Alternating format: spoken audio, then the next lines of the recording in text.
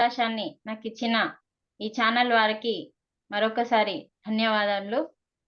మరి నా పేరు సునీత. నేను ఆదిలాబాద్ నుండి మాట్లాడుతున్నాను. నేను గత 13 సంవత్సరాల నుంచి ఈ మార్గంలో ఉన్నాను. ధ్యానము ద్వారా మరి అసలు ధ్యానంలోకి ఎందుకు రావడం అంటే, ఎన్నో అనారోగ్యాల ద్వారా ఈ ధ్యానంలోకి రావడం జరిగింది. కానీ ఈ ధ్యానంలోకి ఏ పాంప్లెంట్ ద్వారానో, వేరే స్నేహితుల ద్వారానో కాకుండా స్వయంగా నేను నా భర్త ద్వారా ధ్యానంలోకి రావడం జరిగింది. ఇది నాకు ప్లస్ పాయింట్‌గా మారింది రాను రాను. మరి నేను గతంలో మనకు ఎన్నో అనారోగ్యాల ద్వారా మరి ధ్యాన మార్గంలోకి వచ్చిన తర్వాత ఎన్నో అనారోగ్యాలని ఈ ధ్యానం ద్వారా తగ్గించుకొని చక్కగా ధ్యానం యొక్క విశిష్టత గురించి, ధ్యానం యొక్క గొప్పతనం గురించి కేవలం ధ్యానం ద్వారానే గాకుండా, ధ్యానంతో పాటు అసలు మనకి గ్రంథాలు గొప్ప గొప్ప వాళ్ళ గ్రంథాలు ఉంటాయన్న విషయము ఈ ధ్యానంలోకి వచ్చేంత వరకి తెలియదు. కేవలం ఒక భగవద్గీత ఉంటుంది. అది చదివితే పుణ్యమొస్తుంది అన్న భ్రమలో ఉంటూ, దాన్నేదో అర్థమయ్యే రీతిలో చదువుతూ, తర్వాత ఈ ధ్యానంలో గ్రంథాలుంటాయి. ఆ గ్రంథాలను చదువుతూ ఉంటే బుద్ధి అనేది వికసిస్తుంది. ఇలా మనకి ధ్యానం ద్వారా వస్తున్న కొద్దీ రోజొక పాయింట్, రోజొక 10 పాయింట్లు కొత్త కొత్త విషయాలు నేర్చుకుంటున్నప్పుడు అర్థమైంది. ఒక మంచి లైఫ్‌లోకి అడుగుపెట్టడం జరిగింది. మరి ఈ అనారోగ్యం అనేది ఆహ్, ఒక మంచి లైఫ్‌ని ఇవ్వడానికే నాకు ఈ అనారోగ్యం వచ్చింది అన్న విషయాన్ని ధ్యానంలోకొచ్చిన కొన్ని రోజుల తర్వాత అర్థమైంది. ధ్యానంలోకి రాకన్నా ముందు ఈ అనారోగ్యం వల్ల నేనెంత సఫర్ అయితున్నా, నేనెంత బాధపడుతున్నానో దాన్ని తిట్టుకుంటూ దాన్ని పెంచుకోవడం జరిగింది. తర్వాత ధ్యానంలోకొచ్చిన తర్వాత ఇదే రాకుంటే నాకు ఈ ధ్యానం దొరకకపోతుండే. అంటే ధ్యానం ద్వారా మనిషికి ఏమైతుంది అంటే విచక్షణ అనేది మెల్లిమెల్లిగా వికసిస్తుంది. అక్కడ నేను తెలుసుకున్న ఫస్ట్ పాయింట్ ఏంటంటే, ధ్యానం ద్వారా తెలుసుకున్న ఫస్ట్ పాయింట్ ఏంటంటే, ఈ ధ్యానంలోకి రావడానికే ఈ అనారోగ్యం రావడము. ఈ అనారోగ్యం రాకపోతే నేను ఈ ధ్యానంలోకి వచ్చేదాన్ని కాదు అని అప్పుడు మనము ఏది జరిగినా మన మంచికే అన్న సత్యాన్ని తెలుసుకొని, ఈ ధ్యానం లోతులోకి వెళ్ళి ఇంకా చక్కటి జ్ఞానాన్ని తీసుకోవాలన్న ఉద్దేశంతో ఎంతో ధ్యానం చేస్తూ, ఎన్నో గ్రంథాలని చదువుతూ, మరి చక్కగా సజ్జన సాంగత్యం ఎన్నో ఆహ్, ఎక్కడెక్కడ మాస్టర్సు ఎక్కడ నేర్పుతున్నా కూడా ప్రతి ప్లేస్‌లో 2011, 12, 13, 15 వరకి కంటిన్యూ నేర్చుకోవడం జరిగింది. నేర్చుకుని ఎన్నో సాధనలు మౌనం అంటే ఏంటిది? స్వాధ్యాయం అంటే ఏంటిది? ధ్యానం అంటే ఏంటిది? సజ్జన సాంగత్యం అంటే ఏంటిదో వాటి గురించి విపులంగా తెలుసుకొని, వాటిని నా నిత్య జీవితంలో అప్లై చేస్తూ, మరి ఈరోజు భగవద్గీతని అర్థం చేసుకొని, అంతరంగంగా అర్థం చేసుకొని, అది ప్రతి స్త్రీ ఇంట్లో చదవాలి.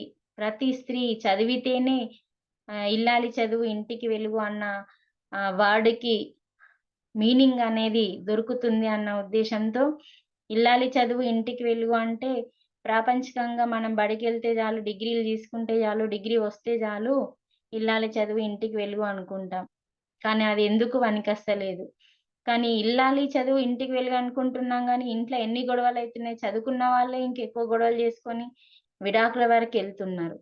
కానీ ఇల్లాలి చదువు ఇంటికి వెలుగు అంటే అది కాదు అన్న సత్యాన్ని తెలుసుకొని, ఇల్లాలికి కావాల్సింది ప్రాపంచిక చదువు కాదు, ఆత్మ విద్య కావాలన్న ఉద్దేశంతో మరి ఈరోజు నేను ప్రతి స్త్రీ ఆత్మ విద్య నేర్చుకోవాలన్న ఉద్దేశంతో భగవద్గీతని దాదాపు ఒక 5 జిల్లాలలో, కొన్ని వందల గ్రామాలలో వారి చేత భగవద్గీతని కొనిపిస్తూ, వారి చేత భగవద్గీత శ్లోకాలని చదివిపిస్తూ, దాని యొక్క అంతరార్థాన్ని వివరిస్తూ, మరి ఎందరికో ఈ భగవద్గీత జ్ఞానాన్ని అందిస్తూ నేను ధ్యాన ప్రచారాన్ని స్టార్ట్ జేయడం జరిగింది. గత 8 సంవత్సరాల నుంచి నేను ఈ ధ్యాన ప్రచారాన్ని మొదలుపెట్టడం జరిగింది. దానికి కారణం ఏంటంటే, ఈ భగవద్గీత మనకు బ్రహ్మర్షి పితామహ పత్రిజీ బాసరలో రిలీజ్ జేయడం జరిగింది. తనేంటంటే అన్ని శ్లోకాలు గాకుండా, కొన్ని శ్లోకాలకి చక్కటి వివరణ ఇవ్వడం జరిగింది. దానికే మనకిప్పుడు గీతాయనం అని పేరు వచ్చింది. దానికంటే ముందు మనకి పెట్టిన పేరేంటంటే శ్రీకృష్ణ అమృతం శ్రీమద్ భగవద్గీత విజ్ఞాన సారం అని. ఈ భగవద్గీతని ఎందుకు కొన్ని శ్లోకాలను తీసుకొని వివరించిండు అంటే, కనీసం ఇప్పుడు మనకు పతంజలి యోగ సూత్రాలున్నాయి. పతంజలి యోగ సూత్రాల్ని ఉన్నది ఉన్నట్టుగా మనకెందుకు చెప్పలేదు పత్రి సారు అంటే, ధ్యానం చేస్తేనే యమ, నియమాలు అనేటివి వాటికవే వస్తాయని జెప్పి మనం సత్యం దెలుసుకోవడం జరిగింది. మరి యమ, నియమాలని మనం కొన్ని ముందే ఉంచి ఈ యమ, నియమాలు అనేటివి పాటిస్తేనే ధ్యానంలోకి తర్వాత స్టెప్పు అనేది మనకి పతంజలి గారు పెట్టిండ్లు. మరి ఆ యోగ సూత్రాలని యమ, నియమాలు చివరికి పెట్టి ధ్యానము, ప్రాణాయామం, ప్రత్యాహారం అనేది మనకు ముందు పెట్టిండు. ధ్యానం ముందు పెట్టిండు. ఎందుకంటే ధ్యానం అనేది చేస్తేనే ఈ యమ, నియమాలలో ఉన్న వాటి 10 ఏవైతే ఉన్నాయో సత్యాలు, వాటిని మనకు వాటికవే ఆచరించగలుగుతాము. ధ్యానం చేస్తే వాళ్ళకి వాళ్ళే మారిపోతారు అన్న ఉద్దేశంతో నియమాలు పెడితే ఎవరు ధ్యానం జెయ్యరు. అది వెనుకకు పడిపోతుందని జెప్పి సారు డైరెక్ట్ ధ్యానం ఎందుకు జెప్పిండంటే, ధ్యానం చేస్తేనే సంతోషము, శౌచము, స్వాధ్యాయము, ఈశ్వర ప్రణిధానము ఇవన్నీ కూడా చక్కటి వివరణతో మనకివ్వడం జరిగింది. అంటే మనం ధ్యానం చేస్తే ఇవన్నీ ఆటోమేటిక్‌గా వస్తాయి. ముందు నియమాలు పాటిస్తే ఎవరు ధ్యానం జేయరని జెప్పి ఇలా చేయడం జరిగింది. అలాగే ఇక్కడ భగవద్గీతని గూడా ఏంటంటే, మనకిక్కడ భగవద్గీత 700 శ్లోకాలే చదవాలని ఏం లేదు. ఒక్క శ్లోకం చదివిన మనిషి మారుతాడు అన్న ఉద్దేశంతో బ్రహ్మర్షి పితామహ పత్రిజీ అక్కడిచ్చిన ఇంటర్వ్యూలో మనకి భగవద్గీత అనేది ఏదైతే ఉందో అందులో నుంచి ఒక్కొక్క అధ్యాయంని ఇప్పుడు ఫస్ట్ అధ్యాయం ఉంది. అందరూ గమనించాలి. ఆ పుస్తకంలో ఏంటంటే ఫస్ట్ అధ్యాయంని వివరించి ఇవ్వలేదు. ఫస్ట్ అధ్యాయం పేరు అర్జున విషాద యోగం. ఈ విషాద యోగాన్ని మనకెందుకు గురుగారు పెట్టలేదు అంటే, మనం విషాదంలో ఉన్న వాళ్ళం కాదు. విషాదంలో ఉన్న వాళ్ళని విముక్తుల్ని చేయడానికి భూమి మీదకొచ్చిన అద్భుతమైన పిరమిడ్ మాస్టర్‌లం కాబట్టి, మరి మనకి ఫస్ట్ అధ్యాయం అనేది విషాదంతో కూడుకుంది కాబట్టి, మనకి విషాదం అవసరం లేదని జెప్పి, గురుగారు ఫస్ట్ అధ్యాయాన్ని తొలగించి, అంటే వివరణ అవసరం లేదు. అప్పుడు రెండో అధ్యాయం తర్వాత మనకి సాంఖ్యయోగం గాని, జ్ఞానయోగం గాని, కర్మయోగం గాని, కర్మ సన్యాస యోగం గాని, భక్తి యోగం గాని, ఇలాంటి యోగాలన్నింటిలో నుంచి చాలా చాలా ముఖ్యమైన శ్లోకాలని తీసుకొని చక్కటి వివరణ ఇవ్వడం జరిగింది. మరి చక్కటి వివరణ ఇచ్చిన ఆ శ్లోకాలు కొన్ని మాత్రమే ఉంటాయి. 700 శ్లోకాలు గాకుండా కొన్ని మాత్రమే ఉంటాయి. ఆ కొన్ని శ్లోకాలలో మనం కొన్ని పాటించిన నేను ఫస్ట్ ఒకటే జెప్తున్నాను. ఒక్క శ్లోకం మనం పాటించినా కూడా మన లైఫ్ అనేది చేంజ్ అయితుంది అని జెప్పి వివరించడం జరుగుతుంది. ఒక్క శ్లోకంకే అంత వీళ్ళే మరి పత్రి గారు ఏరి కోరి కొన్ని శ్లోకాలని మాస్టర్స్‌కి అందించిండ్లు. కనీసం ఈ శ్లోకాలన్నా పాటిస్తూ, భగవద్గీతని ఫాలో అవుతూ, మన నిత్య జీవితంలో ఉన్న సమస్యల్ని మనం సాల్వ్ చేసుకుంటూ, ఇతర జీవితంలో ఉన్న వారి దుఃఖాన్ని తొలగించాలన్న ఉద్దేశంతో మాకు బాసరలో రిలీజ్ అయినప్పుడు, ఆ బాసరలో పితామహ పత్రిజీ ఇచ్చిన సందేశం మేరకి మరి ప్రతి స్త్రీకి భగవద్గీత చదవడం అనేది రైటో, రాంగో అన్నట్టుగా చదువుతున్నారు. చదివినా కూడా తప్పు చదివితే పాపం తలుగుతదన్న ఉద్దేశంతో, ఆ భయంతో భగవద్గీతని చదవడం మానేసిండ్లు కాబట్టి, అప్పుడే గురుగారు మరి ప్రతి శ్లోకాన్ని తప్పు లేకుండా చదివినా, చదవకపోయినా ఆ శ్లోకం కింద ఉన్న వివరణ చాలా ఇంపార్టెంట్ అని జెప్పి, మరి తాత్పర్యాన్ని ధ్యాన వివరణగా ఇవ్వడం జరిగింది మనకి. ఎందుకు దాన్ని ధ్యాన వివరణగా ఇచ్చిండ్రంటే, కనీసం 5వ తరగతి, 10వ తరగతి చదువుకున్న అమ్మాయిలు చాలా మంది ఉంటారు. ప్రతి పల్లెలో స్త్రీ చదవాలన్న ఉద్దేశంతో మరి భగవద్గీతని చక్కగా మరి ధ్యాన వివరణ కింద అంటే అచ్చ తెలుగులో 5వ తరగతి చదివిన అమ్మాయికి కూడా అర్థమయ్యే రీతిలో మరి ఇవ్వడం జరిగింది కాబట్టి, మరి ఆ భగవద్గీతని ప్రతి ఒక్కరు చదవాలన్న ఉద్దేశంతో మరి ఇవ్వడం జరిగింది. మరి అసలు భగవద్గీత ఎవరు చదవాలి? అసలు మెయిన్ పాయింట్ ఇది. అందరికీ ఎవరికి వారు నేను బిజీ అంటారు. అసలు భగవద్గీత ఎవరు చదవాలి? ఫస్ట్ నుంచి మనం తెలుసుకుంటే ముసలి వాళ్ళు చదవన్నా, మిడిల్ వాళ్ళు చదవన్నా, అన్ని పనులు తీరిన తర్వాత వాళ్ళు చదవన్నా, ఎవరు చదవాలి అంటే ఫస్ట్ చదవాల్సింది విద్యార్థి. ఫస్టు దేని కొరకు? విద్యార్థి దేని కొరకు చదవాలి అంటే క్రమశిక్షణ కొరకు. మనకు భగవద్గీతలో ప్రతి ఒక్కరికి, ముసలి వాళ్ళకి, ఐసి వాళ్ళకి, సా ప్రశాంతత లేని వాళ్ళకి, కోపంతో ఉన్న వాళ్ళకి, అసూయతో, ద్వేషంతో రగులుతున్న ప్రతి ఒక్కరికి సమాధానం దొరికే ఏకైక గ్రంథమే మరి భగవద్గీత గాబట్టి, మరి ఇది కేవలం హిందువుల గ్రంథమే కాదు. మరి ఇది హిందువుల గ్రంథము కాదు అని అందరికీ తెలుసు. కానీ ఆహ్, ఇది మానవ గ్రంథము అన్న విషయాన్ని ఎందుకు మరి మానవ గ్రంథం ఇది? ఇచ్చింది కృష్ణుడు గదా! అంటే కృష్ణుడు భగవంతుడు అని ఉన్నది గానీ ఇక్కడ మనకి కృష్ణ ఉవాచ అని లేదు. భగవాన్ ఉవాచ అని ఉంటుంది. భగవంతుడు ఒక్కడే కాబట్టి, ఇచ్చింది భగవంతుడు కాబట్టి, ప్రతి ఒక్కరికి దుఃఖమున్న ప్రతి మానవునికి ఈ భగవద్గీత జ్ఞానం అనేది ఎంతో అవసరం కాబట్టి, అందుకే దీన్ని మానవ గ్రంథంగా మనకి ఇవ్వడం జరిగింది గానీ, హిందువుల గ్రంథం అనేది ఎక్కడా లేదు. మరి ఈ మానవ గ్రంథము ఎవరు చదవాలి? ప్రతి విద్యార్థి చదవాలి. ముస్లిం, క్రిస్టియన్స్, సిక్కులు అన్నది ఏమీ లేకుండా ప్రతి ఒక్కరు ఈ భగవద్గీతని క్రమశిక్షణ అంటే నువ్వెలా ఉండాలి? ఒక చదువు పట్ల గానీ, చదువునే సరస్వతిగా భావించాలంటే ఎలా భావించాలి? తల్లి పట్ల గానీ, తండ్రి పట్ల గానీ, గురువుల పట్ల గానీ, ఇప్పుడు అసలు స్టూడెంట్స్‌కి ఆ యొక్క క్రమశిక్షణ అనేది పూర్తిగా లేదు కాబట్టి ఫస్ట్ చదవాల్సింది విద్యార్థి.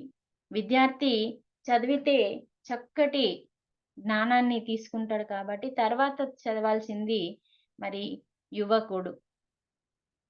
యువకుడు చదవాలి. అంటే విద్యార్థి చిన్న వయసు నుంచి 5 సంవత్సరాల వయసు నుంచే మనం ఇంట్ల తప్పనిసరిగా నేర్పాలి. తర్వాత యువకుడు. ఒక వయసు వచ్చిన తర్వాత యువకుడు చేయవలసిన పనులేంటో మనకు ఆ భగవద్గీత స్పష్టంగా తెలియజేస్తుంది. ఎలా జీవించాలో తెలియాలి కాబట్టి యువకుడికి. అంటే విద్యార్థి ఏంటంటే ఎలా జీవించాలో ఇంక అప్పటికి అవసరం లేదు ఆ అబ్బాయికి.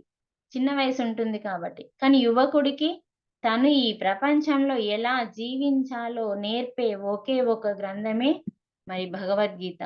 తర్వాత మనకి వృద్ధులు గాని, వృద్ధుడు అంటే వృద్ధురాలు కానీ ఎలా మరణించాలో తెలియజేసేది. అంటే వృద్ధుడు కాగానే మనకేంటంటే మరణ భయం వస్తుంది. మరి మరణ భయము మనకి తొలగిపోవాలంటే ఎలా మరణించాలో ఎంత అద్భుతమైన గ్రంథమో చూడండి. ఒక భయము అనేది చనిపోతాము అన్న భయంతో చావు రాకన్నా ముందే చనిపోతున్నారు కాబట్టి భగవద్గీతని చదివితే, అర్థం చేసుకుంటే ఎలా మరణించాలో తెలియడం కొరకు మనం భగవద్గీతని చక్కగా నేర్చుకోవాలి. అసలు మరణం అనేది ఎంత గొప్పది అని చేస్తుంది కాబట్టి వృద్ధుడు ఆ విషయంలో నేర్చుకోవాలి. తర్వాత ఒక అజ్ఞాని. తర్వాత మనకి అజ్ఞాని అంటే ఏంటంటే బుద్ధి వికసించని స్థానంలో అన్నీ మనం పాపం పనులు చేస్తూ ఉంటాం. కాని పనులు చేస్తూ ఉంటాం. ఆ అజ్ఞాని జ్ఞానం కోసం చదువుకోవాలి. అసలు ఏ పని చేయాలి? ఏ పని చేయకూడదు? ఎలా వెళ్ళాలి? ఎలా వెళ్ళకూడదు? ప్రతిదీ అవసరం. అంటే ఒక అజ్ఞాని జ్ఞానం కోసం జ్ఞానం ఎక్కడనో అని వెతుకుతున్న మనకి ఏ స్కూల్‌లో గాని, ఏ కాలేజీలో గాని, ఏ యూనివర్సిటీలో కాదు. మన అంతరంగంలో దాగి ఉన్న ఆత్మ జ్ఞానాన్ని మనం తీయాలంటే భగవద్గీతని మనం చదివితేనే, అది ధ్యానం చేస్తూ చదివితేనే చక్కగా మన అంతరంగంలో ఉన్న, మన ఆత్మలో ఉన్న ఆ యొక్క ఏదైతే జ్ఞానం ఉందో, ఆ జ్ఞానం అనేది మరి అజ్ఞానికి వికసిస్తుంది కాబట్టి, ధ్యానం అనేది ప్రతి మనిషికి ఎలా జీవించాలి, ఎలా మరణించాలి, ఎలా బ్రతకాలి, ప్రతి దానికి ఒకే ఒక సమాధానమే మానవ గ్రంథం కాబట్టి, ఈ భగవద్గీతని మానవ గ్రంథం అనే పేరుతో మనం బయటకి తీసుకెళ్ళాలి గాబట్టి, మరి తర్వాత విద్యావంతుడు కూడా. ఒక విద్యావంతుడు దేని కొరకంటే వినయం కొరకు. విద్య నేర్పుతున్నారు స్కూళ్ళల్లో. కానీ ఏ పిల్లలకి వినయం అనేది లేదు. వినయం ఉంటేనే సంపద అనేది పెరుగుతుంది. వినయం ఉంటేనే జ్ఞాన సంపద అనేది పెరుగుతుంది. జ్ఞాన సంపద ఎప్పుడైతే ఉంటుందో అష్టసిద్ధులు అంటే లక్ష్మీదేవి వికసిస్తుంది. ఫస్ట్ మనకి విద్యావంతులకి వినయం కోల్పోతున్నారు. నేనింత చదువుకున్నానన్న విచక్షణని కోల్పోతూ ఈ అహంకారాన్ని సృష్టించుకొని, అహంకారాన్ని తెచ్చుకొని, వినయాన్ని పూర్తిగా కోల్పోయి, ఎవరికీ గౌరవం ఇవ్వకుండా, వాళ్ళు విచక్షణ లేకుండా ప్రవర్తిస్తున్నారు కాబట్టి, ఏ విద్యావంతుడైతే భగవద్గీతని చదువుతారో తన లైఫ్ అనేది మారిపోతుంది. తర్వాత మనకి ధనవంతుడు కూడా ఎలా నేర్చుకోవాలి? మరి ధనవంతుడు దేని కొరకు నేర్చుకోవాలంటే, దయ కొరకు. చూడండి, ప్రతి ఒక్కరికి సమాధానము ఈ భగవద్గీతలో ఉంది. మరి ధనవంతుడు ధనముందని విర్రవీగుతున్న టైంలో దయ గురించి తెలుసుకోవాలి. దయ అంటే ఏంటిది? అది ఎక్కడ నేర్చుకుంటాము అంటే కేవలం భగవద్గీతలో నేర్చుకుంటాము. అంటే ఇక్కడ మనము ధనము ఉండగానే మనకేమైతుందంటే అహం వస్తుంది. ఆ అహం వల్ల ఏమైతుందంటే మనము ఎక్కువ పాపాలు చేస్తూ ఉంటాం. వాటిని చెయ్యకుండా ప్రతి ఒక్కరి మీద, ప్రతి ఒక్క జీవి మీద మనం ఎలా దయ కలగాలనో ఏదైతే ఉందో అది మనకి దయ వల్ల మరి ధనవంతుడు సరైన మార్గంలో వస్తాడు కాబట్టి, అలాగే మనకి బలవంతుడు కూడా ఎవరైనా సరే ప్రతి ఒక్కరు అలసిపోయిన వాళ్ళు గాని, అశాంతిగా ఉన్నవాళ్ళు గాని, సందేహాలు ఉన్నవాళ్ళు గాని, ఒక పాపం చేసేవాడు, ఒక పాపి ఉన్నాడు. ఆ పాపాన్ని ఎలా మనం దగ్ధం చేసుకోవాలి? ఒక అశాంతిగా ఉన్నవాడు శాంతిని ఎలా ప్రసాదించుకోవాలి? ఒక అజ్ఞాని, అలాగే ఒక బలవంతుడు, ఒక దుర్బలుడు, ఇలా ఎంతో మందున్నారు. అన్వేషణ అంటే అన్వేషిస్తున్నారు కొందరు. అన్వేషణ ఉన్నది కొందరికి. నేను ఎటెళ్ళాలి? ఏం జేయాలి? అన్న అన్వేషణలో ఉంటారు. మానవుడు ఆఖరికి ఇన్ని దుర్బలాలు, ఇన్ని దుర్గుణాలతో ఉన్న మానవుడికి ఒకే ఒక సమాధానమే భగవద్గీత. మరి మానవుడు కూడా మార్గదర్శనం కావాలి. మానవునికి మార్గదర్శనం అసేది లేకుంటే మనిషి మనిషిగా జీవించడు కాబట్టి, మనిషి మనిషిగా జీవించి మాధవుడు కావాలి అంటే ఆ మార్గదర్శనమే భగవద్గీత అన్నది నేను తెలుసుకొని, దాన్ని చదివి, అర్థం చేసుకొని, ప్రతి ఒక్కరికి అందిస్తూ మరి నేను ముందుకెళ్తున్నాను. మరి ఎంతో మందికి అసూయతో, ద్వేషాలతో, కోపాలతో ఉన్న ప్రతి ఒక్కరికి ఆన్సర్ ఎక్కడ అంటే భగవద్గీత. అందుకని భగవద్గీత ఎవరు చదవాలి అంటే ప్రతి ఒక్కరు కోపంతో ఉన్నవాళ్ళు, అసూయతో ఉన్నవాళ్ళు, ద్వేషంతో ఉన్నవాళ్ళు, అన్వేషణతో ఉన్నవాళ్ళు, బలంతో, ధనవంతంతో ఎవ్వరంటే వాళ్ళు చదవాల్సిన గీత గాబట్టి మరి చదవాలి. నేనైతే నా జీవితంలో ఎన్నో అద్భుతాలని చూడడం జరిగింది. మరి ఇప్పుడు మనకి ఎన్నో విషయాలు ఈ యొక్క ప్లాట్‌ఫార్మ్ నుంచి ఈరోజు మనం భగవద్గీత గురించి కొంచెం దెలుసుకున్నాము. మరి భగవద్గీతలో నుంచి ఆహ్, ఎవరికంటే ఇప్పుడు మనం చాలా విషయాలు వింటూ ఉంటాం. చాలా విషయాలు వింటున్నప్పుడు మనకేమైతుంది అంటే, ఈ విషయాలు వింటూ ఉంటాం కానీ, వాటిని ఆచరించే శ్రద్ధ గాని, ఏకాగ్రత గాని ఉండదు. వీటిని మనం ఆచరించాలంటే ఇప్పుడు ధ్యానం ఉందండి. మనకి 18 ఆదర్శ సూత్రాలున్నాయి.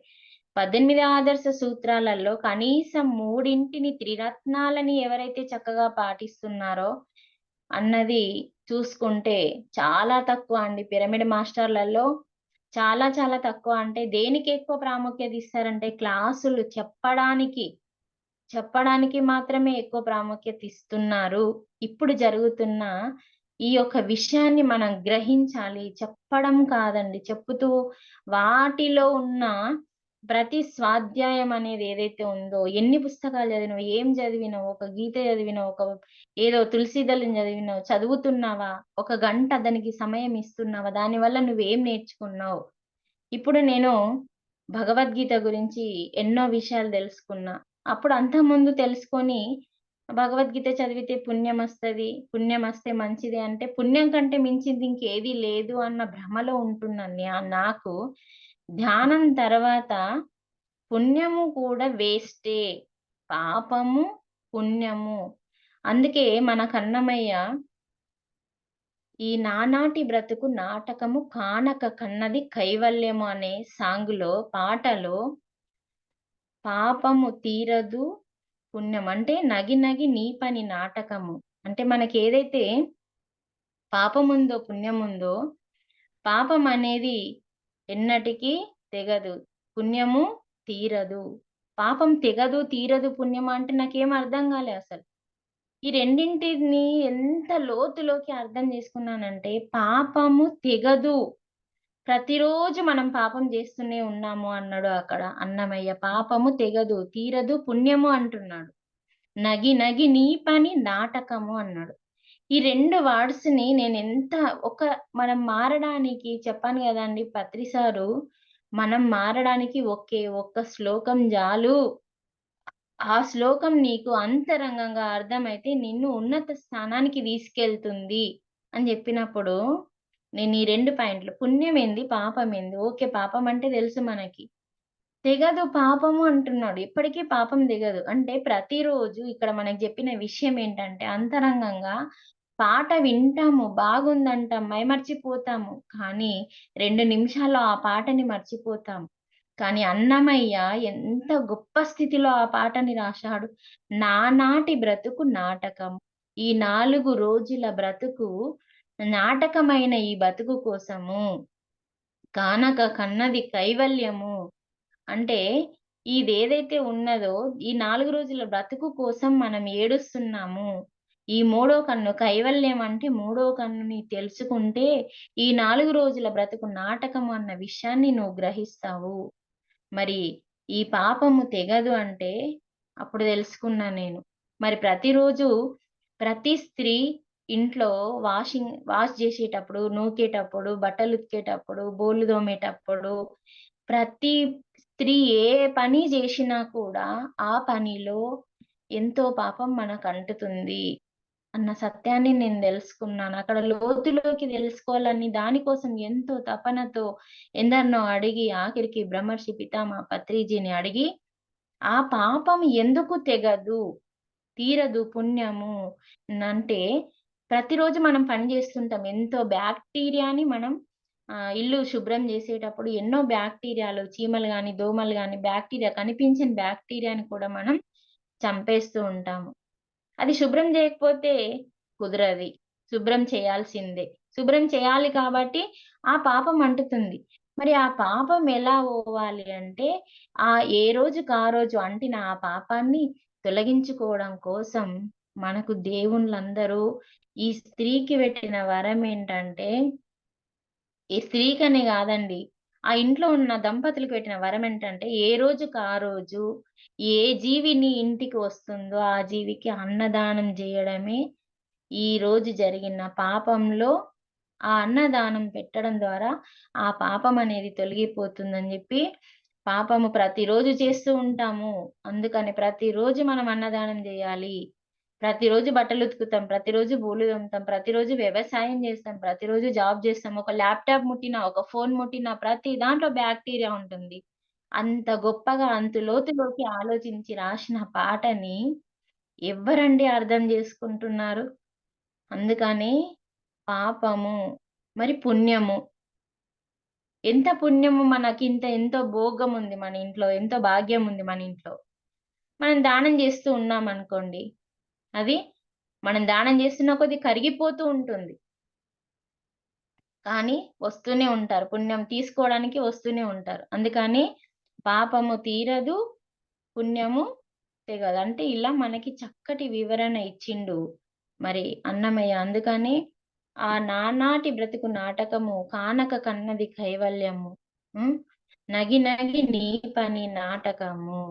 మరి ఇంత మంచి దాన్ని తెలుసుకున్న తర్వాత నా జీవితం యొక్క లైఫ్ స్టైల్‌ని మార్చుకొని మరి ఈ యొక్క శ్లోకాలని చక్కగా ప్రతి ఒక్క శ్లోకాన్ని తెలుసుకొని మరి వాటిని ఆచరిస్తూ మరి ప్రతిరోజు మనం చేస్తున్న ఏ పనిలోనైనా పాపం అనేది ఉంది కాబట్టి, ఆ పాపానికి తగ్గట్టు అన్నదానము అందుకే గొప్పది అని జెప్తూ ఉంటారు.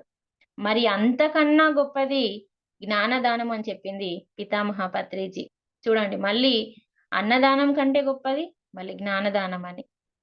అంటే ఎవరికైతే మనం జ్ఞానదానం జేస్తామో తప్పనిసరిగా వారికి అన్నం అనేది పెట్టి పంపించాలి అన్నది మన సొసైటీ నుంచి మనం నేర్చుకున్న సత్యం.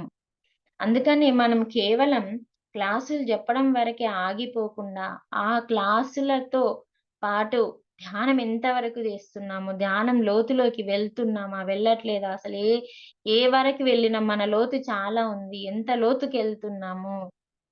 ధ్యానం క్లాసు చెప్పగానే బ్రహ్మర్షి పితామహ పత్రిజీ ప్రతి క్లాస్‌లో 2011లో, 12లో, 13లో ఎంత జ్ఞానాన్ని బోధించిందంటే 2012లో బాగా ఘోరమైన సంఘటన జరిగినప్పుడు, ఆ సంఘటన జరిగినప్పుడు కేవలం రత్నాలు మాత్రమే మిగులుతాయి. కలుపు మొక్కలన్నీ నాశనం అయిపోతూ ఉంటాయని జెప్పి 2013లో తనిచ్చిన సందేశం ఏంటంటే, అవసరం లేని చెత్తనంతా ఊడ్చేసింది టీవీ9 అని జెప్పి ఎంతో సంతోషపడ్డాడు. మనకక్కడ జరిగింది అజ్ఞానులకి చెడుగా అనిపిస్తుంటుంది.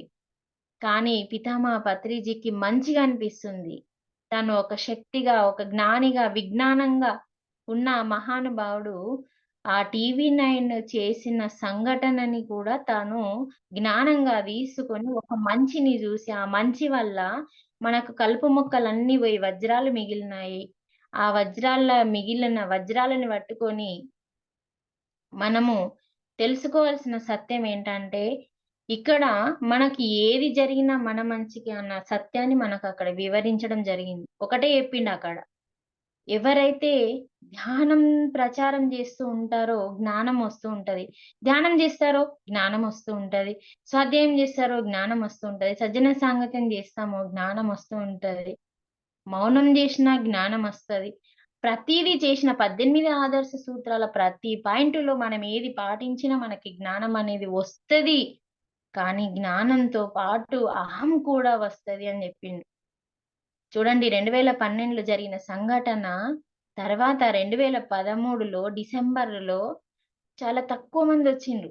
తక్కువ మందిలో ఇవే ఒరిజినల్ రత్నాలు అని జెప్పిండు. ఈ ఒరిజినల్ రత్నాలు నేర్చుకోవాల్సిన 18 ఆదర్శ సూత్రాలలో, ఆదర్శ సూత్రాలు పాటిస్తున్నప్పుడు జ్ఞానంతో పాటు అహం కూడా వస్తది. అందుకనే ప్రతిరోజు మనకి మనం ఈరోజు ఎంత ధ్యానం జేసినాం చెక్ జేసుకో. ఈరోజు ఏ స్వాధ్యాయం జేసినావు చెక్ జేసుకో. ఈరోజు ఏ సజ్జన సాంగత్యం జేసినావు చెక్ జేసుకో. ఈరోజు ఎంత మౌనం ఉన్నావు? అంతర్మౌనం ఎంతున్నావు? ఎంతమందిని తిట్టినావు? ఎంతమందిని చెడుగా ఆలోచించినావు చెక్ జేసుకో. అంటే సెల్ఫ్ చెక్ జేసుకో. నిన్ను నువ్వు చెక్ జేసుకో. నిన్ను నువ్వు చెక్ జేసుకోవడమే నిజమైన జ్ఞానము. ఈరోజు ఎంత చెడుగా ఉన్నావు? రేపెంత మంచిగా ఉండాలి? ఎప్పుడైతే మనల్ని మనం చెక్ జేసుకుంటామో, మాస్టర్స్‌కి అహం అనేది రాకుండా ఉంటుంది. ఎంత నేర్చుకున్నా, ఇంకా నేర్చుకోవాలన్న వినయంతో ఉండడమే నిజమైన సంపద అని జెప్పిండాయన. 2012 తర్వాత మేమెంతో బాధతో ఉన్నాము. ఎంతో దుఃఖంతో ఉన్నాము. ఆ టైంలో ఈ చక్కటి సందేశాన్ని ఇచ్చిండు. ఎవడికి వాడు సెల్ఫ్ చెక్ జేసుకోవాలి. ఆదర్శ సూత్రాలు చాలా గొప్పవి. ఆదర్శ సూత్రాలలో ఏ ఒక్కటి పాటించకపోయినా మాస్టర్‌లు కాదు. ప్రతి సూత్రాన్ని పాటిస్తూ, ఆ సూత్రం నుంచి తెలుసుకున్న జ్ఞానాన్ని ఆచరిస్తూ, అహంని రానివ్వకుండా చూసుకున్న వాడే పిరమిడ్ మాస్టర్ అని జెప్పిండు. పిరమిడ్‌లో ధ్యానం జేసినంత మాత్రాన పిరమిడ్ మాస్టర్ కాదండి. ఈ సత్యాన్ని దెలుసుకోవాలి. అందుకని ఇప్పుడు ఏమైతుందంటే పరిగెత్తుతున్నాము. ఎంత పరిగెత్తుతున్నాము అంటే, ఆగకుండా పరిగెత్తుతున్నాము క్లాసులు చెప్పడానికి. నాకు దగ్గర ఉండి ఒక 10 మంది ముందర కూర్చుంటే వాళ్ళకి గొంతెత్తి అరిచి, సక్రమమైన మార్గంలో పెట్టాలి అన్న ఉద్దేశంతో ఎక్కడికి పిలిస్తే అక్కడికి, ఏ టైంకి పిలిస్తే ఆ టైంకి పరిగెత్తుతూ వెళ్తున్నప్పుడు మనల్ని మనం చెక్ జేసుకుంటూ, మనల్ని మనం ఎంతవరకు ఎదుగుతున్నాము, ధ్యాన ప్రచారం అనేది ఎందుకేయమన్నాడు సారు? ఒక ప్రశ్న వేసుకోవాలి. ధ్యాన ప్రచారం నువ్వు నిన్ననే ధ్యానం చేసినావు, ఈ రోజు ప్రచారం చేయమని మనకెందుకు చెప్పిండు? ఈ రోజు నువ్వు ధ్యానం చెయ్యు. చలో రేపు ధ్యానం గురించి చెప్పు అన్నాడు. నీకు ఏ మాత్రమే వచ్చింది, ఆ ఏం తీసుకెళ్ళి చెప్పు అన్నాడు. ఎందుకు చెప్పిండు? ఆయన యొక్క లోతేంటి? ఆయన ఎందుకు అలా వివరించిండు అన్న సత్యాన్ని మనం తెలుసుకోవాలి. మనకేదో ఎవరో మేడం చెప్పిందో, ఏదో పుస్తకాల్లో చూసో క్లాస్ చెప్పడం కాదు. ధ్యాన ప్రచారం ఎందుకు చేయమన్నాడంటే, నీ అంతరంగంలో ఆత్మలో బ్రహ్మ జ్ఞానం ఉంది. ఆ బ్రహ్మ జ్ఞానాన్ని వికసింపజేయడం కోసం, ఆత్మని వికసింపజేయడం కోసం, ఆ కృష్ణునికి పరమాత్మకి దగ్గరవ్వడం కోసం నువ్వు తెలుసుకున్న ధ్యానాన్ని ఒకరికి పంచితే, ఉన్నది ఉన్నట్టు నువ్వెంత వరకు తెలుసుకున్నావు అంతే. అంతే దాన్ని మనం పక్క వాళ్ళకి వెళ్లి చెప్పినప్పుడు మనకేమైతుందంటే, మనలో దాగి ఉన్న, అంతర్లీనంగా దాగి ఉన్న బ్రహ్మ జ్ఞానం అనేది వికసిస్తుంది. ఎందుకంటే మనం చేసిన కర్మ సత్కర్మ కాబట్టి. అంటే పుణ్యకర్మ కంటే, పాపకర్మ కంటే సత్కర్మ ఎంతో గొప్పది. మోక్షకర్మ కూడా. సత్కర్మనే మోక్షకర్మ. మనం చేస్తున్నమేంటి? ఓ పుణ్యం చేయట్లేదు. ఆ! ఓ పాపం చేయట్లేదు. ధ్యానము అంటే ఆత్మకి, పరమాత్మకి, జీవుడికి దే దేవుడు. జీవుడు, దేవుడు దేని గురించి తెలుసుకోవాలో దానికి సత్యం కొరకి మనం ప్రచారం చేస్తున్నాం కాబట్టి, ఆ సత్య ప్రచారమే సత్కర్మ. ఆ సత్కర్మ ఏమైతుందంటే మోక్షకర్మగా మారినప్పుడు మనకి మన అంతరంగంలో ఉన్న పాపం ఏదైతే చీమంత పాపం పోతుందో మనలో ఉన్న విజ్ఞానం అనేది వికసిస్తుంది. పాపం పోకుండా విజ్ఞానం అనేది వికసించదు. అందుకని ఏ వచ్చిందా, బి వచ్చిందా, సి వచ్చిందా చెప్పు. కానీ నీకచ్చింది చెప్పు. నీ జీవితంలో జరిగిన అనుభవం చెప్పు అన్నాడు. కానీ మనం ఏం చేస్తున్నామంటే, మనకచ్చినా రాకపోయినా, రైటా రాంగా ఇవేమి ఆలోచించకుండా మనం ఎవరి ద్వారానో విన్నది అదే రైట్ అనుకొని చెప్పడం రాంగ్. అందుకని ఈ త్రిరత్నాలు ధ్యానము 3 అవర్స్, స్వాధ్యాయము 1 అవర్, సజ్జన సాంగత్యము 1 అవర్. ఈ 3 త్రిరత్నాలని నిత్యం ఎవరైతే పాటిస్తారో వాళ్ళ లోపల నిజమైన అనుభవాలు కలుగుతూ ఉంటాయి. ఆ అనుభవాలని చెప్పడమే జ్ఞానము. మరి ఆ అనుభవాలలో చెప్పడమే నిజమైన జ్ఞానం కాబట్టి, నేను నా అనుభవాన్ని ఒకటి మీ ముందు ఉంచుతాను. మరి నా అనుభవాలు కోకొల్లలండి. నా 2011 నుంచి ఇప్పటి వరకి నా జీవితంలో పిల్లల ప్రకారంగా గాని, భర్త ప్రకారంగా గాని, నా పరంగా గాని, నా తల్లిగారి పరంగా గాని, ఆ అత్తగారి పరంగా గాని, నా స్నేహితుల పరంగా గాని, నా ధ్యానంలో నేను తెలుసుకున్న రియల్ అనుభవాలలో నేనొకటి మీ ముందు ఉంచాలనుకుంటున్నాను. అదేంటంటే ఈ 3 మనం ఎప్పుడైతే నిత్యం వాటికి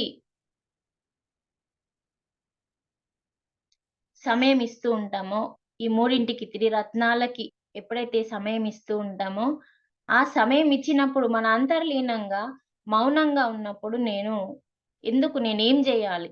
నా ఉద్దేశ్యం నేనెందుకు భూమి మీదకొచ్చినా అన్న సత్యాన్ని తెలుసుకోవడం కోసం ఓకే. నేను ఆహ్, భగవద్గీత చెప్పన్నా, లేపోతే నేను శాకాహార ర్యాలీలు జేయన్నా, నేనసలేం జేయాలా అని నేను సాధించాలంటే గురువుని తెలుసుకోవాలి. అయితే బ్రహ్మర్షి పితామహ పత్రిజీ PSSMని నడపడానికి అంటే మన సంస్థని నడపడానికి ముందు ధ్యానం నేర్చుకున్న తర్వాత, ఈ ధ్యానము, ఈ జ్ఞానము, ఈ సత్యము ఏ సొసైటీలో ఉంది అని మన ప్రపంచంలో, మన భారతదేశంలో ఎక్కడెక్కడ ఎన్ని సంస్థలున్నాయో అన్ని సంస్థలకి వెళ్ళిండాయన. ఫస్ట్ మన సంస్థ నిర్మించకన్నా ముందు PSSM నిర్మించకన్నా ముందు ఆర్ట్ ఆఫ్ లివింగ్ అని, ఓం శాంత్ అని, రామకృష్ణ పరమహంస ఇంకా ఎన్నో ధ్యానాలున్నాయండి. అన్ని ధ్యానాలకి వెళ్ళి ఏ ధ్యానంలో 100% సత్యం ఉంది అని తెలుసుకోవడానికి వెళ్ళిండు ఆయన.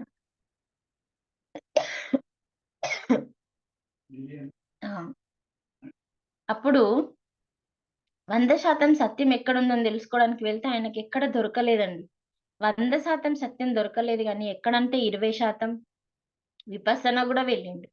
ప్రతి దాంట్లో ట్రైనింగ్ తీసుకొని అక్కడ ధ్యానం చేసి 20% సత్యం, 50% సత్యం, 60% సత్యమే. ప్రతి దాంట్లో 100కి 100 సత్యం ఎక్కడ దొరకలేని మన మాస్టర్‌కి అప్పుడు 100కు 100 భయపడకుండా, సమాజానికి భయపడకుండా తను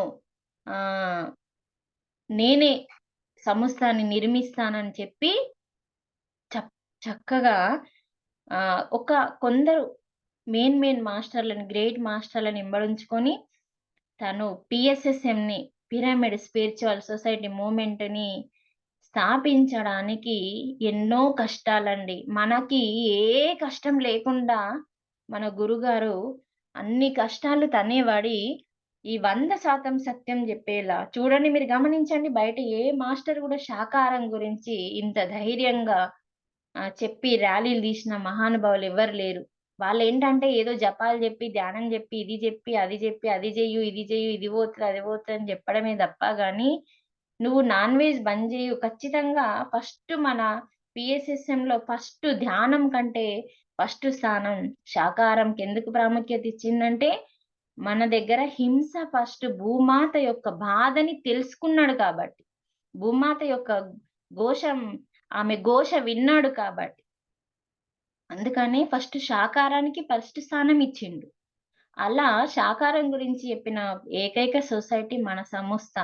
అందుకని 100కి 100 నేను మరణించినా సరే అని చెప్పి తనదొక బుక్ రాయడం జరిగింది. పితామహ పత్రిజీ జీవిత చరిత్రని రాయడం జరిగింది. ధ్యానంకి రాకన్నా ముందు, ధ్యానం వచ్చిన తర్వాత సంస్థని నిర్మించడానికి తను ఎన్ని కష్టాలు పడ్డాడో, ఎంతమంది కాళ్ళు మొక్కిండ్లో, ఎంతమందిని ప్రాధేయపడ్డాడో, ఒక్కొక్క రూపాయిని భిక్షాటన వేసి సంస్థని నిర్మించిండండి. ప్రతి ఒక్క పిరమిడ్ మాస్టర్ మనం హృదయపూర్వకంగా వర్క్ చేయాలి అంటే అహంకారంతో కాకుండా ఆత్మజ్ఞానంతో వెళ్ళాలి అంటే ఈ 3 త్రిరత్నాలని పాటిస్తేనే 100కు 100 మన సంస్థలో 100% సత్యం మాత్రమే ఉండాలి, అసత్యం ఉండకూడదు అని చెప్పి ధ్యానాన్ని, శాకాహారాన్ని ముందుకు తీసుకొచ్చి ధ్యానం తొందరగా కుదిరేలాగా పిరమిడ్ని మరి ఆశ్రయించేలాగా ఈ 3 సూత్రాలను ధ్యాన జగత్తు, శాకాహార జగత్తు, పిరమిడ్ జగత్తుని నిర్మించాలన్న ఉద్దేశంతో, సంకల్పంతో ఎంతో కష్టపడి 100కు 100% మరి గురుగారు సత్యాన్ని నిర్మించిన మౌనం. ఒక 20 సంవత్సరాలు ఫస్ట్ స్టార్టింగ్ లో తను 1991లో కర్నూలులో పిరమిడ్ వచ్చిందండి. మొట్టమొదటి పిరమిడ్. ఆ పిరమిడ్ వచ్చిన తర్వాత ఈ సంస్థ ముందుకెళ్ళాలంటే నేనేం చేయాలి అనుకున్నాడు. తను తెలుసుకున్న సత్యం ఏంటంటే, నువ్వు మౌనం ఉండాలి. మౌనం ఉంటే నీ మౌనం యొక్క శక్తి సంస్థకి ఉపయోగపడుతుందని చెప్పి పితామహ పత్రిజీ 1 సంవత్సరం టమాటా సూపుతోనండి, టమాటాని గ్రైండర్ చేసుకొని దాన్ని తాగుతూ రోజు టమాటా సూప్తోనే 1 సంవత్సరం పాటు కష్టపడి సంస్థ కోసం, ప్రపంచం కోసం తను 1 సంవత్సరం మౌనం పాటించింది. ఈ సత్యాన్ని తెలుసుకొని, ఈ సత్యాన్ని నేను ముందుకు తీసుకెళ్ళాలి, నేనేం చేయాలి అని నేను మౌనం పాటించాలన్న ఉద్దేశంతో మరి 1 సంవత్సరం తను మౌనం ఉంటే 20 సంవత్సరాలు ఆ శక్తి ఉపయోగపడింది అని చెప్పిండు. అలా 2 సంవత్సరాలు ఏకధాటిగా తను 1 సంవత్సరం మౌనం ఉండి 10 సంవత్సరాలు ఉపయోగించుకున్న తర్వాత మళ్ళీ 1 సంవత్సరం మౌనం ఉండి మళ్ళీ 20 సంవత్సరాలు ఈ సంస్థకి 40 సంవత్సరాలు ఏకధాటిగా తన వర్క్ చేసింది మౌనం అనే శక్తితో. ఆ మౌనం అనే శక్తిని నేను తీసుకొని నా జీవితంలో నేను 21 రోజు మౌనం తీసుకున్నానండి. నేను మాకు 2 రూములలో ఒక రూమ్ మొత్తం ధ్యానానికి పిరమిడ్స్ రూమ్ నిండా పిరమిడ్స్ 6-7 పిరమిడ్స్ చుట్టూరుగా పెట్టేసి 21 డేస్ ఆ రూమ్ నుంచి బయటకు రాకుండా ఫస్ట్ నా ఇంట్లో భర్తని, పిల్లల్ని అందరినీ వేడుకొని నా లక్ష్యం ఏంది? నా జీవితంలో నేనేం చేయాలి? అసలు ఎందుకు భూమి మీదకొచ్చినా? నేను ఇన్ని రోజులు ఎన్నో రోగాలతో బాధపడుతూ ఉన్నాను. ఆ టైంలో మరి బాధపడుతున్న టైంలో నాకీ ధ్యానం దొరికింది. అద్భుతం దొరికింది. ఎన్నో రోగాలు టాబ్లెట్ లేకుండా తగ్గించుకున్నా. ఇలా ఎంతమందికో అందించాలి. మరి నా లక్ష్యం ఏందో తెలుసుకోవాలన్న ఉద్దేశంతో 21 డేస్ కేవలం అరటిపండు, పెరుగుతో ఉంటూ మాట్లాడకుండా మౌనంతో ఒకే రూమ్‌ల బయటకి రాకుండా, హాల్లోకి రాకుండా, బయటకెళ్ళకుండా, ఎవరితో మాట్లాడకుండా 21 రోజు నేను నా యొక్క సాధనని ఎంత అంటే పడుకోకుండా రాత్రి గూడా రిలాక్స్ మెడిటేషన్ జేస్తూ, డే అంతా మెడిటేషన్ జేస్తూ, కొన్ని పుస్తకాలను పెట్టుకొని ఒక యోగి ఆత్మకథలో ఎన్నో అద్భుతాలు దెలుసుకున్నా. ఇలా నేను లాస్ట్ నాకు 21 రోజు బ్రహ్మర్షి పితామహ పత్రిజీ కనబడ్డారు. అప్పటి వరకు కనవడలేదు. చూడండి, మనం సాధన చేస్తున్నప్పుడు కూడా మనకెన్నో పరీక్షలొస్తూ ఉంటాయి. కానీ సాధనని ఆపకుండా మనం ముందుకెళ్ళాలి. నేను చేయాల్సింది నేను జేస్తున్నాను. ప్రకృతి చూసుకోవాల్సింది చూసుకుంటదన్న ఒకే ఒక నియమాన్ని మనం పాటిస్తూ ముందుకెళ్తూ ఉంటే, 21 రోజు బ్రహ్మర్షి పితామహ పత్రిజీ వచ్చి, "నీ సంకల్పం నెరవేరడానికి రేపు నీకచ్చే మెసేజే నీ లక్ష్యము" అని జెప్పి తను వెళ్ళిపోయిండు. 21 రోజు నాకచ్చిన నిజమైన అసలు ఎంత గొప్ప అనుభవం అంటే, నేనెన్నో నేర్చుకున్నా గానీ, ఎన్నో నా జీవితంలో ఎన్నో ఆటంకాలున్నా కూడా నా కుటుంబం ఎంత సపోర్ట్ చేస్తూ, ఆ 21వ రోజు ధ్యానంలో నాకు మొత్తం జీవరాశులన్నీ ఈ భూమి మీద మానవుడు తప్ప మిగతా జీవరాశులన్నీ భయంతో పరిగెడుతూ ధ్యానంలో కనిపిస్తున్నాయి. అవన్నీ కనిపిస్తూ నా వైపు పరిగెత్తుతూ ఉన్నాయి. అవి పరిగెత్తుతూ ఉంటే ఇవెందుకు పరిగెత్తుతున్నాయని నేను ప్రశ్నిస్తున్నాను వాళ్ళని. అందులో ఒక మానవుడు మాత్రమే లేడండి. నేను ఏంజెల్ బుక్ చదివిన. ఏంజెల్ బుక్ చదివినప్పుడు నాకది అర్థం కాలే. కానీ మనం జీసస్ వాళ్ళు మ్యారేజ్ చేసుకున్నప్పుడు ఒక తెల్లటి ఫ్రాక్ వేసుకుంటారు. ఆ ఫ్రాక్‌లో నేను కనిపిస్తున్నాను. ధ్యానంలో ఈ శరీరం ఇక్కడే ఉంది. ఇంకో శరీరము ఆ వైట్ కలర్ ఫ్రాక్ వేసుకొని ఒక ఏంజిల్స్ లాగా మారిపోయింది నా బాడీ మొత్తం. నా తల ఆకాశంలో ఉంది. నా కాళ్ళు భూమి మీదున్నాయి. నా చేతులు, నా ఒడి భూమి ఎంత పెద్దగుందో అంత విస్తరణగా మారిపోయింది. నేనొక ఏంజిల్ దూతగా మారిపోయినా. ఏంజిల్ దూతగా మారిపోయి ఎవరైతే ఈ భూమి మీద భయపడుతున్నారో వాళ్ళందరికీ నేను నా ఒడికి చేర్చుకొని, నా హృదయానికి హత్తుకొని వారందరిని ఫస్ట్ ఓదార్చి, ఇక్కడ మీకెందుకు భయపడుతున్నారు అంటే, మానవుని వల్ల భయపడుతున్నాము. చూడండి, మానవుని వల్ల భయపడుతున్నాము. దేవునికి భయపడాల మనము, మానవునికి భయపడాల్సొస్తుంది. ఆ మానవుడి వల్ల మేము భయపడుతున్నాము అన్నప్పుడు, వాటన్నింటిని నా హృదయానికి హత్తుకొని, నేను పైలోకాలకి పైలోకంలో చేతి పెట్టేస్తున్నా. అంత ఎత్తుకు అంత నా బాడీ మొత్తం ఎళ్ళిపోయింది. ఆకాశంలోకెళ్ళిపోయింది నా తల. నా ఈ ఈ యొక్క జీవరాశులన్నింటిని ఈ పైలోకంలో మన భూమి మీదనే గాదండి పీఎస్ఎస్ఎం అనేది. పైలోకంలో కూడా నిర్మించడం అనేది ఆ రోజు నేను జూషిన. ఈ పైలోకంలో మా పీఎస్ఎస్ఎం అనేది ఉంది. ఇక్కడ కేవలం మా సొసైటీ మీకోసం పోరాటం జేయడానికి భూమి మీదకచ్చింది. అందులో మా గురువుగారు ఇతను. మీకోసం పోరాటం జేస్తున్నాం. ఏ జీవి చంపబడకూడదు. తనకు తాను చస్తే తప్ప ఏ జీవి చావకూడదన్న ఉద్దేశంతో మీకోసం మేము పోరాటం జేస్తున్నాం. మా దగ్గర మొత్తం మిత్రత్వమేముంది. మీరు భయపడొద్దు అని ప్రతి జీవిని ఆ పైలోకాలకి తీసుకెళ్ళి అక్కడ సంరక్షించి, మళ్ళీ నేను వాటన్నింటికి జ్ఞానాన్ని బోధించి, భయపడొద్దు మా సొసైటీ ఉంది అని జెప్పి, మేము చక్కగా గురువుగారిని పరిచయం జేసి, అన్నింటికి ప్రశాంతతని కల్పించిన తర్వాత నా బాడీ యథాస్థితిలోకి వచ్చేసింది. అంటే ఒక ఏంజిల్‌గా మారిపోయి, ఒక దేవదూతగా మారిపోయి, వాటన్నింటికి భయపడుతున్న ఆ లక్ష్యాన్ని నేను నెరవేర్చడానికి ఈ భూమి మీదకొచ్చినానని ఆ పితామహ పత్రిజీ భూమి మీదనే పీఎస్ఎస్ఎం లేదండి. భూమి మీదకి తీసుకవచ్చినాం గానీ, పైన గూడా పీఎస్ఎస్ఎం అనేది ఉంది అని నేను ఆ రోజు ధ్యానంలో, మౌనం ఎంత గొప్పది అన్నది ఆ రోజు తెలుసుకున్నాం. అందుకని 4వ పాయింటే మౌనము. అందుకనే ప్రతి ఇంట్లో 18 ఆదర్శ సూత్రాలు ఖచ్చితంగా ఉండాలి. నోటికి రావాలి.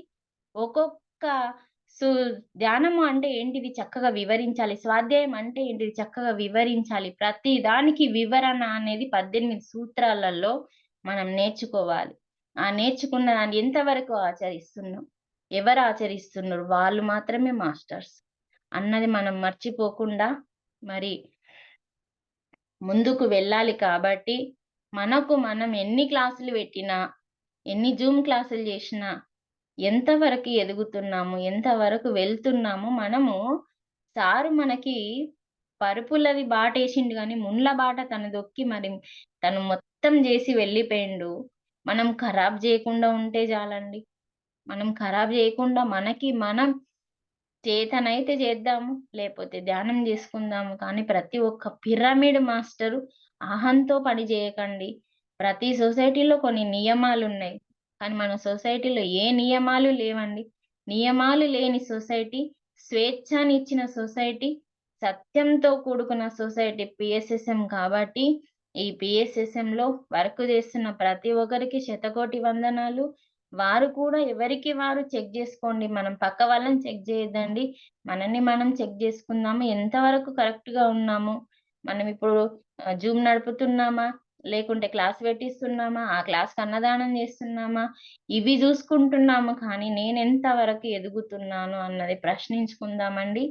మరి ఈ ప్లాట్‌ఫార్మ్ మీద నేనిచ్చే సందేశం ఇదే కాబట్టి మరి టైం ఉందో లేదో ఒకసారి మాట్లాడండి మాస్టర్స్. మేడం మేడం చెప్పండి. టైం కంటిన్యూ చేయండి. కొంచెం మందికి లింక్ అది జూమ్ ఆన్ కాలేదు మేడము. హ్మ్. ఇప్పుడు జాయిన్ అయ్యారు. మీరు కంటిన్యూ చేయండి ఒక 10 మినిట్స్ 10 మినిట్స్ ఉందా సార్? 10-15 మినిట్స్ అయితే 10-15 ఇక్కడ మనం మినిట్స్ సార్ క్లారిటీగా ఉంది గదా? అయితే క్లారిటీ ఇక్కడ కొంచెం బ్లర్ వస్తుంది. తప్పకుండా 18 ఆదర్శ సూత్రాలు ప్రతి ఒక్కరు నోటికి చెప్పుతున్నామా లేదా అన్నది తెలుసుకోండి. వ్యక్తిగత సూత్రాలు 13 ఉన్నాయి. అది తర్వాత మీ ఇష్టము. అది అది మీ వ్యక్తిగత సూత్రాలు కాబట్టి అది మనకు నేనేం చెప్పట్లేదు దాని గురించి. కాకపోతే ఆదర్శ సూత్రాలు అన్నాడు. 18 ఆదర్శ సూత్రాలు అంటే ఆదర్శం అంటే మనం వాటిని ఆదర్శంగా తీసుకోవాలి ఆ సూత్రాన్ని. సూత్రము, అసూత్రం, ధ్యానము, సరియైన ధ్యానము అన్నాడు. ఆ సరియైన ధ్యానము అంటే ఏంటిది? సరియైన ధ్యానం గూడా ఏంటిదో చక్కగా ఈ జూమ్ సెక్షన్‌లో మనం అన్నింటిని వివరించుకోలేం కాబట్టి మరి ఇక్కడ మరి నేనైతే ఈ ఒక్క అనుభవమే గాదండి. నేను భూమి మీదకొచ్చినా, ఏదంటే అది చేసి నా లక్ష్యాన్ని నెరవేర్చుకోకుంటే ఎట్లా? సమయం ఎంతుందో తెలది. మరణానికి దగ్గరవుతూ ఉంటాం. రోజులు తరబడుతూ ఉన్న కొద్దీ, ఏండ్లు పడుతున్న కొద్దీ మరణంకి దగ్గరవుతూ ఉంటాము.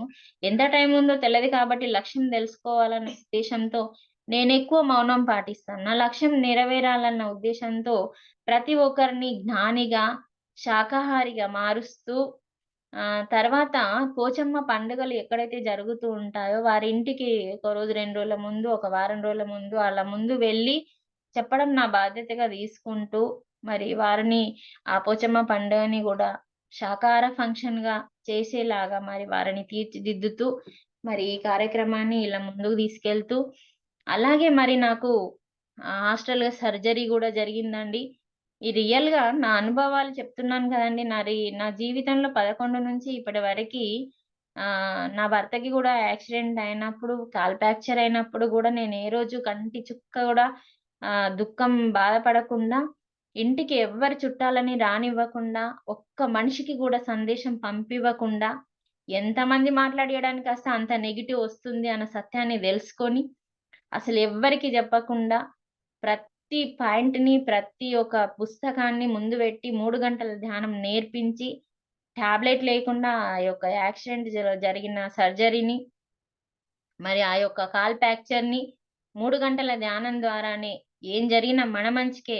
ధ్యానం ఉంది, స్వాధ్యాయం ఉంది అని జెప్పి, మరి 4, 5 పుస్తకాలు 41 రోజు లోపల చదివిపిచ్చి, హ్మ్. ప్రతి సమస్యని జ్ఞానంతోనే సాల్వ్ చేసుకుంటూ ఇప్పటి వరకైతే రావడం జరిగింది.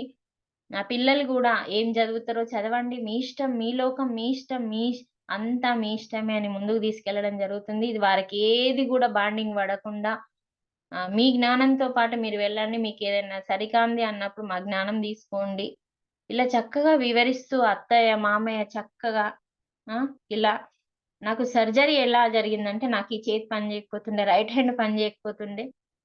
అన్ని రోగాలు తగ్గుతున్నాయి. నాకు ఎన్నో అంటే మోషన్ అస్సలకి రాకపోతుందండి. మోషన్ అంటే అసలు హాస్పిటల్‌కెళ్ళి ట్రీట్మెంట్ తీసుకోవాల్సిన పరిస్థితిలో ఉండేదాన్ని నేను. అంటే మనం ఏదో ఎంత హీనంగా బతికినామంటే ధ్యానం కంటే ముందు, మోషన్స్ రాకపోతే ఏ రోజు కూడా మనకు శ్వాస గురించి తెలదండి.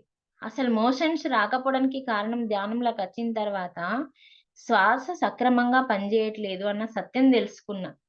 శ్వాస మీద ధ్యాస అనే ధ్యానం ఏం చేస్తుంది అంటే, పంచ ప్రాణాలుగా విడిపోయి మనం తీసుకునే ఆక్సిజను పాజిటివ్ అయితే, మనము బయటకి వదిలే కార్బన్ డయాక్సైడ్ మన అంతరంగంలో ఉన్న చెడుని తీసుకెళ్ళి బయటకు పంపిస్తుంది. అలా ఆక్సిజన్ ఏదైతే ఉందో పంచ ప్రాణాలుగా విడివడి మనకి మల విసర్జనకి, అన్నం జీర్ణం కావడానికి ఇలా ఉపయోగపడుతుందన్న సత్యం కూడా తెలది మనకు ఆ టైంలో. ధ్యానంలోకి వచ్చిన తర్వాత శ్వాస మీద ధ్యాస ఎప్పుడైతే పెట్టడం జరిగిందో, శ్వాస సక్రమంగా నడుస్తూ పంచ ప్రాణాలు సరిగా పనిచేస్తూ మనం అంటూ ఉంటామండి, ఎవరైనా బాగా ఇష్టం ఉన్నారనుకోండి, నువ్వంటే నాకు పంచ ప్రాణాలు అంటాము. కానీ ఆ పంచ ప్రాణాలు ఏందో మనకు తెలియదు. ధ్యానంలోకి వస్తే తర్వాత సబ్జెక్ట్ విన్న తర్వాత ధ్యానం చేస్తూ స్వాధ్యాయం చేస్తున్నప్పుడు పంచ ప్రాణాలంటే ఇవ్వా, మనం ఏదో పిల్లని పట్టుకోనో, మొగని పట్టుకోనో, పెళ్ళని పట్టుకోనో పంచ ప్రాణాలు అంటాం. కానీ ఆ పంచ ప్రాణాలే నీ లోపల ఉన్న ధాతువులు. అవి లేకపోతే నీ శరీరం లేదు, నువ్వు లేవు. ఆఖరికి మనం చనిపోయినప్పుడు మనకి స్నానం పోస్తారు. ఒక్క విషయం ఎంత అద్భుతం అండి. అపాన వాయువు పనిచేయకపోతే మల విసర్జన జరగదు అని చెప్పిండు. ప్రాణవాయువు పనిచేయకపోతే హృదయ చక్రంలో పనిచేయదు. ఇలా సమాన వాయువు పనిచేయకపోతే జీర్ణం అరగదు. ఇంత చక్కగా అన్నం అరగదు. ఇలా అన్ని చెప్తూ ఉన్నారు. ఆఖరికి మనం చనిపోయినప్పుడు కూడా మనకి స్నానం పోస్తారండి. ఈ చివరిగా స్నానం ఎందుకు పోస్తారు అన్న సత్యం ఇప్పటి వరకు ఎంతమందికి తెలుసో తెలదో కానీ, చనిపోయిన పీనుగుకి స్నానం పోయడం ఏంది అని మనకొక ఆలోచన ధ్యానంలోకి రాకన్నా ముందు దొరకదండి. ధ్యానంలోకి వచ్చిన తర్వాత నెత్తి నిండా ప్రశ్నలు, నెత్తి నిండా ఆన్సర్లు దొరుకుతూ ఉంటాయి. ఆ స్నానం ఎందుకోసమంటే చిట్ట చివరి శ్వాస ఆ స్నానం ద్వారా బయటకెళ్ళిపోతుంది. అప్పటి వరకి 4 శ్వాసలు మాత్రమే బయటకెళ్ళిపోతాయి. ఆ స్నానం ద్వారా ఇంకా పూర్తిగా నువ్వు మరణించినావు అని చెప్పడానికే ఆ స్నానం ద్వారా ఉదాన అనే వాయువు మన నుంచి విముక్తురాలైతుంది. అప్పుడే పంచ ప్రాణాలు ఎప్పుడైతే మన నుంచి దూరం అవుతాయో అప్పుడే మనకి దహనం అనేది జరుగుతుంది. మనకి పంచ ప్రాణాలు చాలా గొప్పవండి. అందుకనే ఈ ఎన్ని రోగాలని నేను ధ్యానం ద్వారా మల విసర్జన గాని, పుప్పిపన్ను గాని, తర్వాత సైనస్ ప్రాబ్లమ్ అన్నీ తగ్గించుకున్నా. శ్వాస గొప్పతనం తెలుసుకొని ఇన్ని తగ్గించుకుంటున్నా, నా రైట్ హ్యాండ్ ఎందుకు పనిచేయడం తగ్గించుకోవట్లేదు నేను అని చెప్పి ఒక ఆలోచన తట్టింది. శ్వాస ఇంత గొప్పది కదా! మరి ఇటువంటి శ్వాసలో ఉన్న ప్రాణశక్తిని పెంచుకొని, నా చేతిలో ఏ నరమైతే పనిచేయట్లేదో దాని పని పట్టాలి అని చెప్పి ఒకరోజు 3 గంటలు ఏకధాటిగా ధ్యానంలో కూర్చొని, ఈ చేతికి అందరూ విన్నాం మనం. కానీ ఎప్పుడూ అనుభవం జరగలేదు. చేతి క్లాసులలో బాగా వింటూ ఉంటాం. బాలకృష్ణ, ప్రేమ్‌నాథ్ సార్‌లలో ఆస్ట్రల్‌గా సర్జరీలు జరుగుతూ ఉంటాయమ్మా అని. ఫిజికల్‌గా నాకు 2 సార్లు ఆపరేషన్ అయింది హాస్పిటల్‌లలో. కానీ నొప్పి ఎక్కువైంది. తర్వాత లాస్ట్‌కి ఆ 3 గంటల ధ్యానంలో నాకు తేనెటీగల ద్వారా ఈ చేతికి ఏదైతే ఆపరేషన్ జరిగిందో అది ఫెయిల్ అయిపోయింది. అయితే తేనెటీగలు అంటే మహాశక్తి అన్నట్టండి. మహాశక్తి, మామూలు శక్తి కాదు. తేనెటీగలు అంటే మహాశక్తి.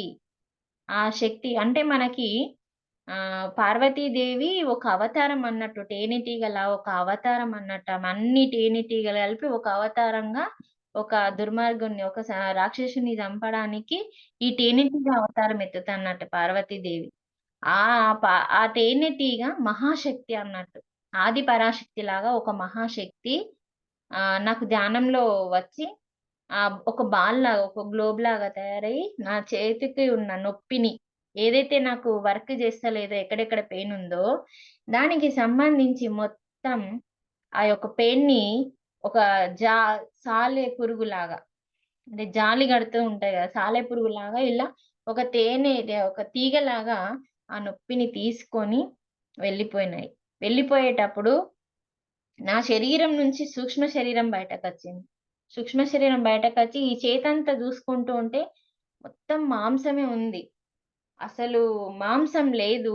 మొత్తం ఇదంతా మాంసం ఉంటే ఈ చేతి ఒక్కటి మాంసం లేకుండా బోన్స్ కనిపిస్తూ ఉంటే ఒక్కసారి భయం వేసి, ఈ శరీరం ఇక్కడే ఉంది, సూక్ష్మ శరీరం అనేది బయటకు వచ్చి హాస్పిటల్కి వెళ్ళాలి, ఈ చేతి ఎందుకు ఇలా కనిపిస్తుంది అని చెప్పి స్థూల శరీరం ఇక్కడే ఉంది, సూక్ష్మ శరీరం బయటకు వెళ్తూ ఉంటే, అప్పుడు నాకు ఎరుక స్థితిని కోల్పోయినప్పుడు అలా జరిగితే, ఆ ఎరుకని తీసుకురావడానికి నాకు మాస్టర్లు ఏం చేసిందంటే, ఆ యొక్క పిరమిడ్ యొక్క దర్వాజా ఏదైతే ఉందో దాటకుండా, ఆ దర్వాజా తీయగానే ఇద్దరు పార్వతీ పరమేశ్వరులాగా ఎవరో ఇద్దరు వచ్చి అడ్డం నిలబడ్డారు, బయటకు వెళ్ళనీయకుండా. వాళ్ళు ఆడ నిలబడగానే నాకు ఎరుక స్థితి వచ్చింది. మెడిటేషన్ లో ఏమొచ్చినా మనం అడగాలి కానీ భయపడద్దు అని చెప్పి, అప్పుడు మళ్ళీ వెనక్కి వెళ్ళి మళ్ళీ నా శరీరంలో స్థితమై, నా సూక్ష్మ శరీరం నా బాడీలో స్థితమై, అప్పుడు ప్రశ్నిస్తే, అప్పుడు ఈ యొక్క సంబంధించిన ఏదైతే పెయిన్ ఉందో ఆ పెయిన్ ని మేము తీసుకెళ్తున్నాము అని చెప్పి, నీకు హాస్టల్ గా సర్జరీ చేస్తున్నాము అని చెప్పి ఆ మహాశక్తి అనే తేనెటీగలు వచ్చి నాకు సర్జరీ చేయడం జరిగింది. ఎంత అద్భుతాలంటే నా జీవితంలో ధ్యానంలోకి మనం కేవలం ఈ అద్భుతాలను చూడడానికి కాదు, ఈ అద్భుతాలని పొందుతూ ఎన్నో అద్భుతాలని క్రియేట్ చేస్తూ అందరిని అద్భుతంగా మార్చడానికి వచ్చినాము అన్న సత్యాన్ని తెలుసుకున్నాను. కాబట్టి మరి నా ఇంటిని, నా ఒంటిని, నా మనస్సుని ప్రశాంత స్థితిలోకి తీసుకొని మరి ఇంత అద్భుతంగా ముందుకు తీసుకెళ్తూ భగవద్గీతని పట్టుకొని, భగవద్గీత అన్ని గ్రంథాల కంటే గొప్పది, అన్ని పుస్తకాల కంటే గొప్పది ఏకైక గ్రంథం భగవద్గీత. కాబట్టి దుఃఖానికి కారణం ఎవరు, విషాదం ఎందుకు కలుగుతున్నది, విషదముగా తెలిపితివమ్మ గీతామాత. నిన్న గీతా జయంతి, నిన్న మనకు బుధవారం భగవద్గీత జయంతి, గీతా జయంతి నిన్న.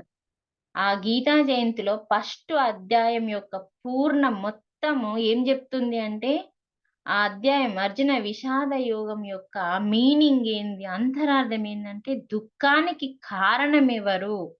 అర్జునుడు ఏడుస్తూ ఉంటాడు, ఆ అర్జునుడు ఏడ్చే దుఃఖానికి కారణం ఎవరు, విషాదం ఎందుకు కలుగుతున్నది, విషదముగా తెలిపింది మనకి గీతామాత.